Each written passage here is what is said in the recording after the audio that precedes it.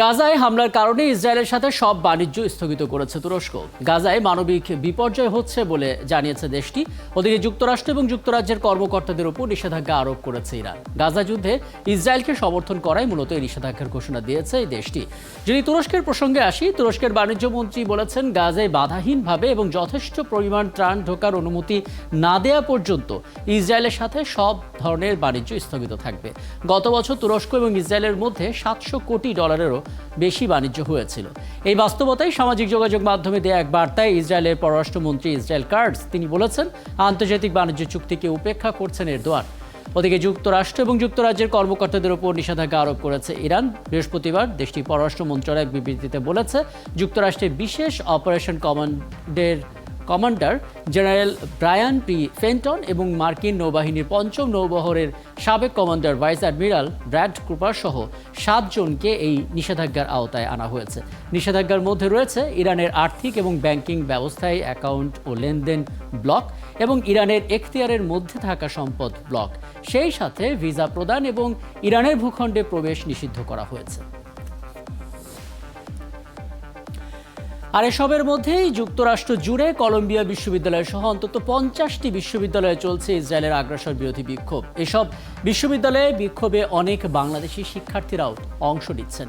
Colombia বিশ্ববিদ্যালয়ে বাংলাদেশি শিক্ষার্থীরা জানান, এখনকার অন্তত 100 বাংলাদেশি শিক্ষার্থী সক্রিয়ভাবে ইসরায়েল বিরোধী আন্দোলনে অংশ নিচ্ছেন।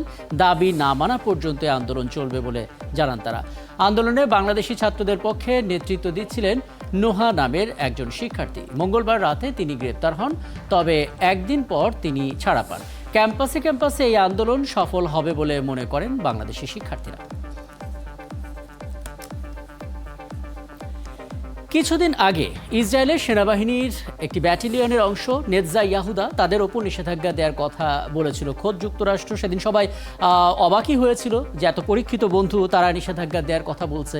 এরও আগে 14 এপ্রিল ইসরায়েলের ভূমিতে প্রথমবারের মতন সরাসরি হামলা চালায় ইরান। দেশটি যুক্তরাজ্য এবং যুক্তরাষ্ট্রের কর্মকর্তাদেরও স্যাংশন দিল। আর আজকের দিনের সবচেয়ে বড় খবর হলো, এবার তুরস্ক তাদের সব ধরনের বাণিজ্য সম্পর্ক ছিন্ন করলো ইসরায়েলের সাথে। আমরা তো দেখতেই পাচ্ছি শতাধিক বিশ্ববিদ্যালয়ে ইসরায়েল বিরোধী আন্দোলনও ছড়িয়ে পড়েছে। এই যে এত কিছু হচ্ছে, তাতে কি ইসরায়েলকে চাপে ফেলা গেল? আমাদের আলাপটা ঠিক এখান থেকে। আমাদের সঙ্গে যুক্ত আছে ইউনিভার্সিটি অব নিউ অর্লিয়েন্সের অধ্যাপক ডক্টর মোস্তফা সরওয়ার এবং আন্তর্জাতিক সম্পর্ক বিশ্লেষক অধ্যাপক ডক্টর আমেনা মহসিন। আপনাদের দুজনকে স্বাগত জানাচ্ছি সংবাদযোগে এবং অনেক ধন্যবাদ জানাচ্ছি আপনারা আমাদেরকে সময়টা দিচ্ছেন। অধ্যাপক ডক্টর মোস্তফা সরওয়ার, আপনাকে দিয়ে আলাপটা শুরু করি। আমরা আসলে যে জায়গাটা নিয়ে কথা বলছিলাম যে যুক্তরাষ্ট্রের 50টিরও বেশি বিশ্ববিদ্যালয়, এবং আপনার সঙ্গে যখন কথা বলছিলাম তখন আন্তর্জাতিক গণমাধ্যমগুলো বলছে এই বেল্টের অন্তত 100টি বিশ্ববিদ্যালয়ে এই ইসরায়েলের আগ্রাসন বিরোধী বিক্ষোভগুলো ছড়িয়ে পড়েছে। শুধু তাই না, ইসরায়েল সমর্থিত এবং সম্পর্কিত যে সমস্ত সোশ্যাল মিডিয়াগুলো আছে, ফেসবুক, তারপর ইনস্টাগ্রাম, থ্রেডস, এগুলো অ্যাকাউন্ট ডিলিট করার একটা ক্যাম্পেইন তারা করছে এবং তাদের পণ্য বর্জনের যে ক্যাম্পেইন সেটা তো আগে থেকেও রয়েছে। আপনি ওখানকার পরিস্থিতি খুব ভালোই জানবেন, যেহেতু ওখানে আপনি দেখছেন। একটু বলবেন আসলে শিক্ষার্থীরা আসলে তাদের এই আন্দোলন দিয়ে কতটা চাপে ফেলতে পারছে ইসরায়েলের এই মুভমেন্টটাকে? ছাত্র আন্দোলন অতীতে আমরা দেখেছি যে হ্যাঁ, তারা চাপে ফেলতে সক্ষম হয়েছে। যেমন ভিয়েতনাম যুদ্ধের সময় ছাত্র আন্দোলনের যে তেজ ছিল দারুণ, এবং তারই ফলশ্রুতিতে আমরা দেখলাম যুক্তরাষ্ট্র ভিয়েতনামের যুদ্ধ থেকে সরে আসছে। আবার আমরা দেখেছি যে 1978-এর দিকে সাউথ আফ্রিকার অ্যাপারথাইড বিরোধী আন্দোলন এখানে ছাত্ররাই করেছে। এই কলম্বিয়া বিশ্ববিদ্যালয় এখানে নর্থ দ্য হ্যামিল্টন হল, আর একটা হল ওরা দখল করেছিল, এবং তারই ফলশ্রুতিতে আমরা দেখেছি যে কলম্বিয়া বিশ্ববিদ্যালয় এদের যে মেইন দাবিটা ছিল 1978-এ, যে সাউথ আফ্রিকা থেকে ইনভেস্টমেন্টকে ডাইভেস্ট করে নিয়ে আসা, মানে আর কোনো ইনভেস্টমেন্ট চলবে না এবং যেটা আছে সেটাকে উইথড্র করে নিয়ে আসা, সেটাই কিন্তু কলম্বিয়া বিশ্ববিদ্যালয় করেছিল। এখানে আমি দর্শকদের জন্য বলছি, যুক্তরাষ্ট্রের কিন্তু প্রত্যেকটা এন্টিটি অটোনমাস। যেমন ধরুন কলম্বিয়া বিশ্ববিদ্যালয়ের যে ওদের যে পোর্টফোলিও আছে কয়েক বিলিয়ন ডলার, এগুলোকে তারা ইনভেস্ট করে কলম্বিয়া বিশ্ববিদ্যালয়। তারাই দায়িত্ব, এর সাথে ফেডারেল গভর্নমেন্টের কোনো যোগাযোগ নেই, স্টেট গভর্নমেন্ট কিংবা কেউ ইন্টারফেয়ারও করতে পারে না। শুধুমাত্র করে কারা? এই যেমন ছাত্ররা এখন প্রেশার দিচ্ছে, অথবা প্রো জুইস লব যখন বলে যে হ্যাঁ এটাকে বন্ধ করতে হবে, কারণ ওরা অনেক hundreds of millions dollar donate করে, তখন তারা ইনফ্লুয়েন্স করতে পারে। এটা বুঝেই আমরা বুঝবো যে এই ছাত্র আন্দোলন যেটা হচ্ছে, তাদের মেইন দাবি যে যে অস্ত্র ব্যবহার করা হয় গণহত্যার জন্য, ইসরায়েল যেটা ব্যবহার করছে গাজার সাধারণ জনগণ, নারী শিশু, এদেরকে, যেটা একটা জঘন্য অপরাধ এবং সেটাকে আহ, আহ, খারাপ বলার ভাষা পর্যন্ত আমার জানা নেই। যাই হোক, সেই অপরাধ যাতে করতে না পারে সেই জন্য ছাত্রদের দাবি যে কলাম্বিয়া বিশ্ববিদ্যালয় কিংবা অন্যান্য 100-র বেশি বিশ্ববিদ্যালয় যেখানে এই আন্দোলন অলরেডি চলছে, তাদের দাবি যে ওই সমস্ত আর্মস ইন্ডাস্ট্রিজ যুক্তরাষ্ট্রের যারা ইসরায়েলকে অস্ত্র দেয়, আর ইসরায়েলের যে সমস্ত পোর্টফোলিওতে কলাম্বিয়া এবং এই সমস্ত বিশ্ববিদ্যালয়ের ইনভেস্টমেন্ট আছে, সেটাকে বন্ধ করে দেওয়া, উইথড্র করে নিয়ে আসা হোক। এটা তাহলে একটা চাপ সৃষ্টি হবে, এবং তাহলে আসল যেটা, যে আর্থিক ব্যাপারে যদি চাপ সৃষ্টি হয় তাহলেই নিয়ে মানুষ মানে কথা বলে, এবং তারা তাদের শুভবুদ্ধির উদয় হয়তো হতেও পারে, কিন্তু সবটার চাবিকাঠি কিন্তু যুক্তরাষ্ট্রের সরকারের হাতে। যুক্তরাষ্ট্রের ফেডারেল গভর্নমেন্ট ইসরায়েলকে অস্ত্র দিচ্ছে, এবং শুধু অস্ত্র দিচ্ছে না, সাম্প্রতিক $26 বিলিয়ন একটা গিফট, আমি আবার বলছি গিফট নট লোন, দিয়েছে ইসরায়েলকে এই মাত্র কয়েকদিন আগে। এটাও কিন্তু মেজরিটি অস্ত্র কেনার জন্য এবং তার আত্মরক্ষা, যেটাকে আয়রন ডোম, তার জন্য। তাহলে কি হচ্ছে, যে সব চাবিকাঠি যুক্তরাষ্ট্রের হাতে। যে অর্থ দিচ্ছে প্রতি বছর 4 বিলিয়ন, তারপরে এবারে তো এই যে আবার 26 বিলিয়ন দিল, এর আগেও আরো একটা বড় পোর্টফোলিও ছিল, দিয়েছে টাকা। তাহলে যারা অস্ত্র দিচ্ছে এবং টাকা দিচ্ছে তার হাতেই তো সবকিছু। যেমন আমি একটা এক্সাম্পল দিই, যেমন ধরুন ইরান যখন মিসাইল নিক্ষেপ করলো, সেটা বিরুদ্ধে ইসরায়েল আক্রমণ করার প্ল্যান করলো, আক্রমণ করেছিল, আরো বৃহত্তর আক্রমণ করার যখন প্ল্যান করছে, তখন যুক্তরাষ্ট্রের বাইডেন সিম্পলি বলেছে যে তোমরা যদি ইরানকে আক্রমণ করো, ইউএস হ্যান্ডস অফ। জাস্ট এই একটা কথা, যে আমরা নেই এর ভেতরে। নেতানিয়াহুর সাহস হলো না ইরানকে আক্রমণ করার জন্য, কারণ তার পিছনের যে খুঁটি, যে খুঁটিকে নির্ভর করে সে লাফালাফি করছে, সেই খুঁটি বলে দিয়েছে যে ন, এটা করতে পারবে না, ইসরায়েল করেনি। কাজে বাইডেনের হাতে চাবিকাঠি। বাইডেনের যদি শুভবুদ্ধির উদয় হয়, তাহলে সে বলবে যে এই গণহত্যা তুমি অচিরে বন্ধ করো, 2 স্টেট সলিউশন, কোনো হ্যাঙ্কি প্যাঙ্কি নাই, কোনো এক্সকিউজ নাই, প্যালেস্টিনিয়ানদেরকে রাষ্ট্রীয় মর্যাদা দিতেই হবে। এবং এই কথা যদি বাইডেন বলে, তাহলে কালকে যুদ্ধ বন্ধ থেমে যাবে। এক্স্যাক্টলি। এবং এখানে আপনার অনুমতি নিয়ে একটু থামে আপনাকে, মানে আপনাদের সঙ্গে যখন কথা হয় বিশ্লেষকদের সঙ্গে, তারা প্রত্যেকেই একটা কথাই বলে যে যুক্তরাষ্ট্র যদি মুখ দিয়ে যেদিন ঘোষণা দেবে সেদিনই আসলে যুদ্ধ বন্ধ হয়ে যাবে। আমি এই জায়গাটাতে ডক্টর আমিনা মহসিন আপনাকে একটু যুক্ত করতে চাই। আমরা কলম্বিয়া বিশ্ববিদ্যালয়ের শিক্ষার্থীদের বক্তব্য শুনছিলাম আন্তর্জাতিক গণমাধ্যমে। সেখানে একজন শিক্ষার্থী বলছিলেন জেনোসাইড হচ্ছে কি হচ্ছে না সেটা পরের কথা, আগে তো আমাদের মত প্রকাশ করার স্বাধীনতা দিতে হবে, সেটাই বলা যাচ্ছে না। কিছু বললেই তাদের নাগরিকত্ব, ছাত্রত্ব সেগুলো বাতিলের হুমকি আসছে, জেলখানায় পুরে দেওয়ার হুমকি আসছে। অন্যদিকে আমরা শিক্ষার্থীদের উপর পুলিশের হামলা ছবিটাও দেখতে পাচ্ছি। প্রশ্ন হচ্ছে যে এই যুক্তরাষ্ট্র মানবাধিকার আর মত প্রকাশের কথা বলে, সেখানে এই ছবিটাকে একটু ডাবল স্ট্যান্ডার্ড মনে হচ্ছে কিনা, মানে আপনার জায়গা থেকে অবজারভেশন। জি, ধন্যবাদ আপনাকে। দেখুন, আমেরিকান ফরেন পলিসির মধ্যে অনেক কন্ট্রাডিকশনস আছে, এবং হিপোক্রেসি তো বটেই। পার্টিকুলারলি এই কনটেক্সটে তো আমরা প্রচণ্ডভাবে হিপোক্রেসিটা আমরা দেখতেই পাচ্ছি। এবং এই যে ধরেন আমেরিকা যে ভ্যালুসগুলোর কথা, মানে এই ইয়ের মধ্যে দিয়ে, মানে ধরেন পুরো প্যালেস্টিনিয়ান ক্রাইসিসটার মধ্যে দিয়ে একটা জিনিস খুব মানে এক্সপোজ হয়ে গেল রাদার, সেটা হলো যে ধরেন আমরা যেটা আমাদের মানে পার্সোনালি আমি কখনো মনে করিনি যে আমেরিকা তার জাতীয় স্বার্থ বাদ দিয়ে কখনো মানবাধিকার এবং গণতন্ত্রের জন্য কথা বলবে। আমেরিকা এটা খুব সিলেক্টিভলি করেছে, যে এটা প্রথম থেকেই আমার পজিশন ছিল, সেখানে আমি খুব স্পষ্ট থাকতে চাই। এবং মানে সেই অবস্থান থেকে আমি বলছি দ্যাট আমেরিকার কন্ট্রাডিকশনসগুলো তো খুব ক্লিয়ারলি আমাদের সামনে আসছেই। এবং যে জিনিসটা হচ্ছে কি দেখেন, ছাত্রদের আন্দোলনের একটা বড় দিক যেটা আমার মনে হচ্ছে সেটা হলো দ্যাট আমেরিকান ফরেন পলিসি বা পররাষ্ট্রনীতির একটা মেজর প্ল্যাঙ্ক হলো ইসরায়েলকে সাপোর্ট করা।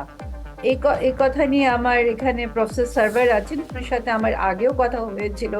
উনি কিছুটা আমার সাথে খানিকটা দ্বিমত পোষণ করেছিলেন মিলিটারি ইন্ডাস্ট্রিয়াল কমপ্লেক্সের ব্যাপার নিয়ে, আর্মস নিয়ে, যখন আমরা ইউক্রেন এবং রাশিয়া নিয়ে আলাপ করছিলাম।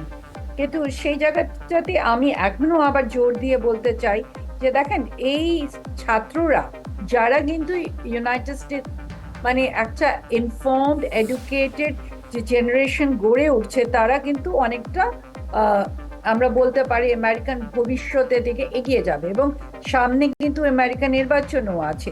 এরকম একটা সময় আপনি প্রথম দিকে বলছিলেন যে ইসরায়েল কি চাপের মুখে আছে কিনা। আমি তো মনে করি যে মার্কিন যুক্তরাষ্ট্র প্রচন্ডভাবে চাপের মুখে আছে, কারণ অনেকগুলো, আমি কি একটু সময় আছে তাহলে আমি বলবো না, আমি থেমে যাচ্ছি। যতটুকু পারা যায়, কারণ অনেকগুলো পয়েন্ট আছে আমার হাতে, সেগুলো সবটাই বলতে চাই। আচ্ছা, জি। তাহলে আমি যেটা বলার চেষ্টা করছিলাম সেটা দেখেন, আমেরিকা নিজেও আইসোলেটেড ফিল করছে।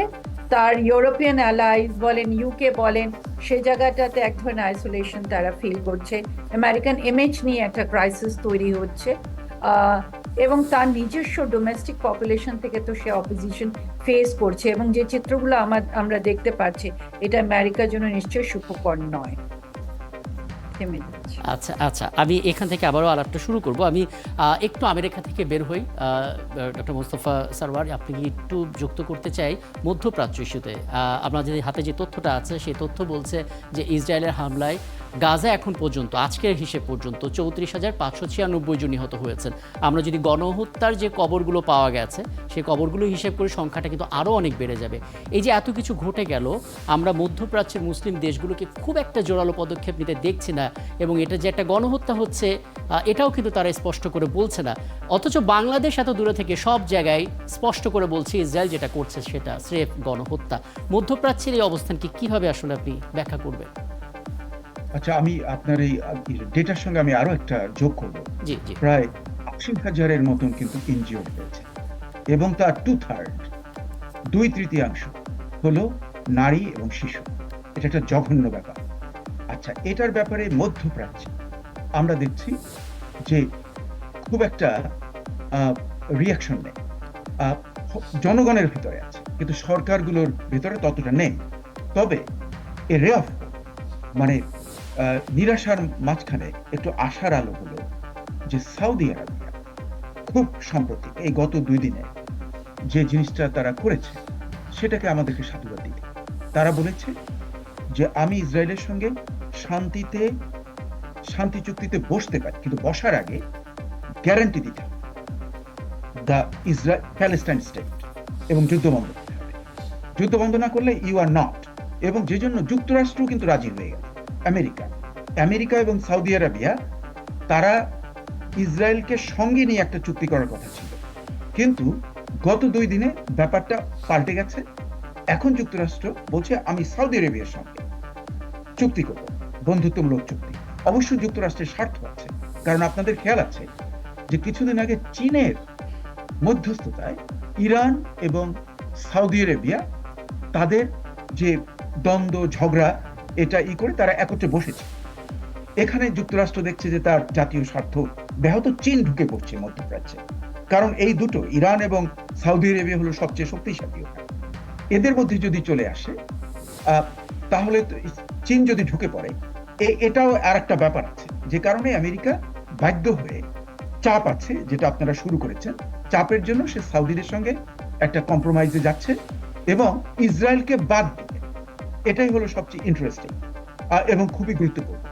ইসরায়েলকে সৌদি আরবিয়া ক্লিয়ার বলেছে যে ইউ ক্যান জয়েন, কিন্তু তোমাকে ক্লিয়ার কাট বলতে হবে অ্যাবাউট দ্য প্যালেস্টাইনিয়ান স্টেট 67 বর্ডারে, এবং নট অনলি দ্যাট, যে যুদ্ধ ইমিডিয়েট বন্ধ করতে হবে। কাজে এগুলো আমি মনে করি যে একটা আশার আলো যুক্তরাষ্ট্রের। আমি বলছি যে জো বাইডেনের আগামী নির্বাচন, নভেম্বরের নির্বাচনে তার অবস্থা কিন্তু খুব জটিল হয়ে যাচ্ছে।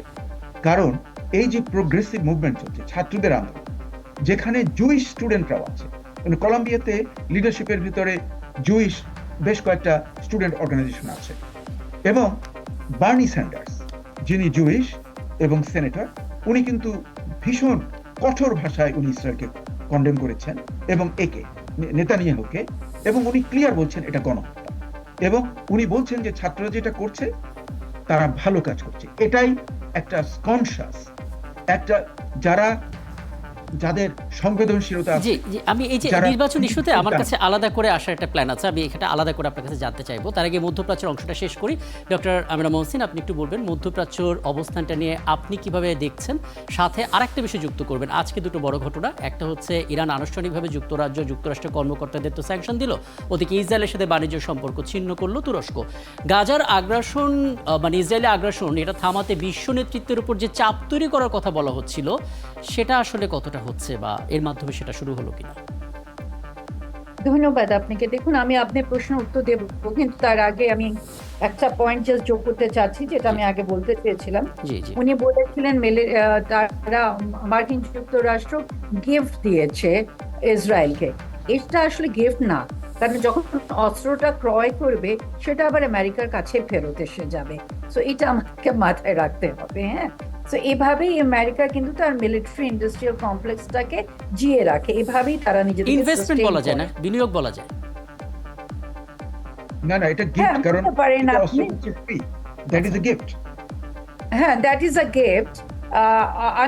আপনি অফিসিয়ালি গিফট বলছেন, but ওয়ের is the money going, সেটা না, আমাকে সেটা দেখতে সে হবে। বাজার You are দিয়ে কিনবে buying- প্রাইভেট কর্পোরেশনের কাছ থেকে, কিন্তু হ্যাঁ, যুক্তরাষ্ট্রের ট্যাক্স পেয়ারদের টাকা যাচ্ছে, এবং সেটার জন্য ইসরায়েল পাচ্ছে গিফট। তার মানে আমরা বলতে মানে পারি ওই- এখানে একটা উইন উইন সিচুয়েশন, মানে জয়ী জয়ী একটা অবস্থান তৈরি করা হচ্ছে। ইসরায়েল পাচ্ছে গিফট, কিন্তু টাকাটা আবার রিসাইকেল হয়ে আমেরিকার কাছে আসছে, because you are buying the money, you are buying the arms. এখানে আচ্ছা, আমরা একটু ইয়ে করি আচ্ছা। জায়গাটাতে। এখানে আপনি যে প্রশ্নটা আমাকে করেছিলেন যে মধ্যপ্রাচ্যের অবস্থা নিয়ে, মানে উনাকে প্রশ্নটা করেছিলেন। দেখেন, মধ্যপ্রাচ্যের আপনি যদি দেশগুলো দেখেন, এদের অধিকাংশই কিন্তু নির্ভরশীল মার্কিন যুক্তরাষ্ট্রের উপরে, পশ্চিমা বিশ্বের উপরে। অধিকাংশ দেশেরই কিন্তু এখানে অনেকগুলো ঘাঁটি আছে মার্কিন যুক্তরাষ্ট্রের। সো এখানে এরা একটা মার্কিন যুক্তরাষ্ট্রের নিরাপত্তা বলয় যেটা বলে না, সেটার মধ্যেই আছে, এবং তাদের সেই ধরনের অটোনমি এক্সারসাইজ করা বা ইন্ডিপেন্ডেন্স এক্সারসাইজ করা আমরা কিন্তু এ পর্যন্ত দেখিনি। আমি যদি বলি, জর্ডান থেকেই আপনি স্টার্ট করেন না, ইদানিং আমরা দেখছি ইজিপ্ট নড়ে চড়ে বসছে, ইউএই নড়ে চড়ে বসছে, বাট মোস্ট অফ দ্যাম আপনি ওদেরকে মোনার্কি দেখবেন, সবাই কিন্তু মার্কিন যুক্তরাষ্ট্রের উপরে এবং পশ্চিমা বিশ্বের উপরে নির্ভরশীল। এখনো যে সৌদি আরবের সাথে যে আমেরিকার ডিলটা হচ্ছে, সেখানেও কিন্তু সৌদি আরব ইনসিস্ট করছে তারা দ্যাট টু স্টেট এই রেকগনিশনটা যেন অবশ্যই দেওয়া হয়, which is definitely a positive thing. But at the same time সে নিজেরও এক ধরনের নিউক্লিয়ার পাওয়ারটা বা নিউক্লিয়ার এনহান্সমেন্ট ক্যাপাসিটি, সেটা সে বাড়াবার সেই নিশ্চয়তাটাও চাচ্ছে। তো এখানে আমাদেরকে ওই ইরান ফ্যাক্টরটা কিন্তু ফ্যাক্টর ইন করতে হবে, যে ইরানের সাথে যে মধ্যপ্রাচ্য দেশগুলোর যে এক ধরনের একটা দ্বন্দ্ব আছে, সেটা আমাদেরকে এখানে অবশ্যই আনতে হবে। এবং সরকারগুলো কি ধরনের সরকার, তারা কতটুকু ইন্ডিপেন্ডেন্ট, কতটুকু তারা ইন্ডিপেন্ডেন্ট পজিশনস নিতে পারে, সেগুলো আমাদেরকে দেখতে হবে। আদারওয়াইজ আরব বিশ্ব যদি ইউনাইটেড থাকতো প্যালেস্টাইন ইস্যুতে, তাহলে আজকে গাজার এই অবস্থা দাঁড়াতো না, অবশ্যই দাঁড়াতো না। মানে what is happening is something একেবারে অ্যাবসার্ড। আমরা কখনো এই শতাব্দীতে যে এরকম হয়ে যেতে পারে, এবং মার্কিন যুক্তরাষ্ট্র, পশ্চিমা বিশ্ব, তাদের অস্ত্র এখানে ব্যবহার হচ্ছে, তারা গিফট দিচ্ছে অস্ত্র কেনার জন্য, this is something unheard of. আপনি যেটা বললেন টার্কির স্যাংশনের কথা, আপনি নিজেই বললেন যে গত বছর $700 বিলিয়ন ট্রেড হয়েছিল টার্কির সাথে ইসরায়েলের। সেটা আমার মনে হয় যে একটা খুবই ভালো পদক্ষেপ, এবং এটা আমি এই জন্য প্রথমে বলছিলাম, দেখেন এখানে ইসরায়েলও আইসোলেটেড হচ্ছে, মার্কিন যুক্তরাষ্ট্রও কিন্তু ক্রমে এক ধরনের আইসোলেশনের দিকে যাচ্ছে, এটলিস্ট বিশ্ব জনমত যাচ্ছে অন্য পাওয়ারগুলো। এবং ইরান যে স্যাংশনস গুলো দিচ্ছে which is very significant, এর মাধ্যমে কিন্তু ইরান বুঝিয়ে দিচ্ছে, প্রথমেই যে একটা হয়েছিল তার মাধ্যমে কিন্তু ইরান বুঝিয়ে দিয়েছিল যে তার একটা ডেটারেন্স পাওয়ার সে অ্যাকোয়ার করে নিয়েছে। এবং দেখেন ইরান কিন্তু তার আগে মার্কিন যুক্তরাষ্ট্রকে জানান দিয়ে দিয়েছিল যে সেই অ্যাটাকটা করবে, এবং ইরানে কি ক্যাপাসিটি আছে, ক্যাপাবিলিটি আছে মার্কিন যুক্তরাষ্ট্র সেটা ভালো করেই জানে। এবং এখন আমরা দেখছি যে স্যাংশনস গুলো আসছে, মানে this is a message to the western world that ওরা একমাত্র তারাই না যারা বিভিন্ন ইস্যুতে স্যাংশনস দিতে পারে, বরঞ্চ পৃথিবীর যে অন্যান্য রাষ্ট্রগুলো আছে তাদেরও সেই ক্যাপাসিটি আছে যে তারাও স্যাংশনস দিতে পারে। এবং আমি অনেকবারই বলার চেষ্টা করেছি যে আমরা ওয়ার্ল্ড গ্লোবাল পলিটিক্সে একটা শিফট দেখছি, সেটাকে আমি বলার চেষ্টা করেছি ইস্টার্নাইজেশন অফ ইন্টারন্যাশনাল রিলেশনস। ইস্টার্নাইজেশন বলেছি কারণ ধরেন গ্লোবাল নর্থ থেকে আমরা দেখছি গ্লোবাল সাউথ যেগুলোকে আমরা বলি, এবং চায়নার উত্থান, সমস্ত কিছু নিয়ে তাদের ভয়েসেস গুলো প্রচন্ডভাবে ভোকাল হয়ে আসছে। এবং আমার মনে হয় পজিটিভ দিকটা হলো দ্যাট মানে এটা মানে খুবই দুঃখের সাথে বাট আইরনিক্যালি আমি বলছি দ্য প্যালেস্টাইন ইস্যুটা একেবারেই ফোরফ্রন্টে এসে গেল, বাট এটা এরকম হতো না, এটা সাস্টেইন ওয়েতে থাকতো যদি আরব বিশ্বের মধ্যে এবং মুসলিম বিশ্বের মধ্যে একটা ঐক্য থাকতো এবং বোঝাপড়াটা ভালো হতো। আপনি শেষ করেছেন, তাহলে আমি একদম শেষের দিকে চলে আসতে পারি। জি, আমি তাহলে হাতে একেবারে মিনিট দুয়েকের মতো সময় আছে। অধ্যাপক ডক্টর মোস্তফা সরোয়ার, আপনাকে দিয়ে আলাপটা শেষ করি। আপনি যেটা বলছিলেন মার্কিন নির্বাচন সামনে রয়েছে, অনেকে এটা মনে করছেন জো বাইডেনের পরিবর্তন ঘটলে যদি ডোনাল্ড ট্রাম্প চলে আসে তাহলে রাশিয়া ইউক্রেন যুদ্ধও থামবে, গাজার উপর ইসরায়েলে হামলাও থামবে। বিষয়টি কি এত সহজ? না, এত সহজ নয়।